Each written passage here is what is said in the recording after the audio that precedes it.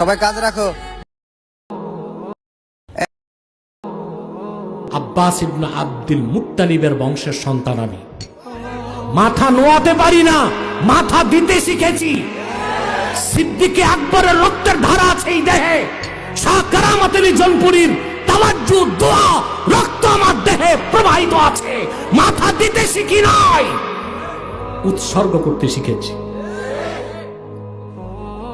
যদি আল্লাহর পক্ষ থেকে লেখা হয় হ্যান্ডকাপ, মেনে নিব। জেল মেনে নিব, ফাঁসি মেনে নিব। আমি বিশ্বাস করি এগুলো ফায়সালা হয় আসমানের উপর। সেজন্য আমি বিচলিত না, কারণ আমার তকদির আমি জানি না। আনা উফাউযু আমরি ইলাল্লাহ, ইন্নাল্লাহ বাসীরুম বিল ইবাদ।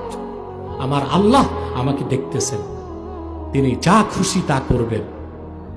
তবে আমি খুব দুর্বল, তো আমি আল্লাহর কাছে কখনো পরীক্ষা চাই না যে আল্লাহ তোমার ইমতিহান পরীক্ষা দেওয়ার ক্যান্ডিডেট আমি ওই নাই, আমি আফিয়াত চাই।